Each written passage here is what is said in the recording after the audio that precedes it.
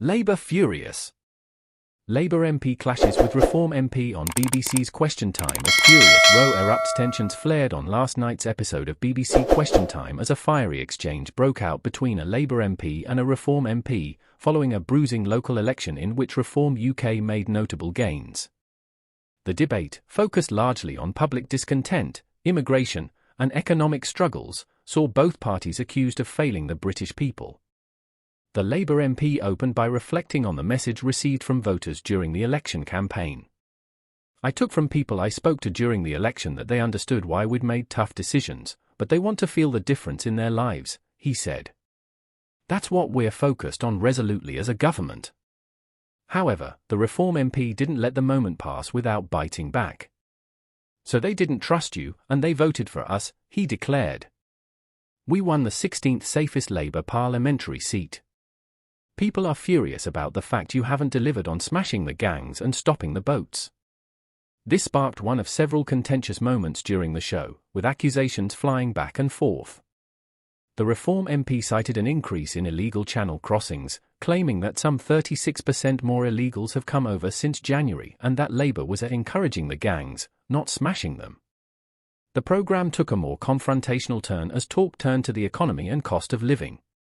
The Labour MP pointed to 9 or 10 months of progress, referencing reductions in NHS waiting lists and increases in pensions and minimum wage.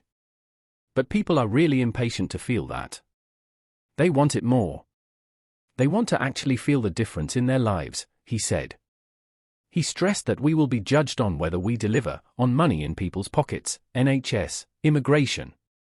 Yet the Reform representative challenged that premise outright, accusing Labour of listening only when convenient and ignoring the electorate's true concerns.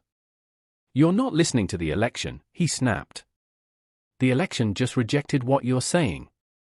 Fuel allowances and winter energy payments became a flashpoint.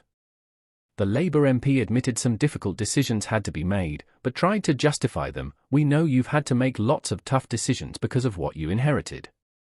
But we want to see the change those decisions enable." Yet his justification was quickly dismissed. The Reform side responded with skepticism. Going further and faster to do what?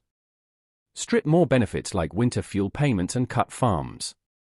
As discussion turned to immigration, net zero policies, and the Indian trade deal announced earlier that week, the Reform MP doubled down on criticism. People are furious about the levels of immigration. They're furious about bills going up, and it's because of net stupid zero. Bills are up £300 more than before. The host intervened, redirecting the conversation toward Reform's new executive power in local councils and asking what the party planned to do with it. "We're going to save money, audit the finances in these councils, open the books," the Reform MP said. "We've got great councillors and finance directors who'll go in, save money, and deliver better services."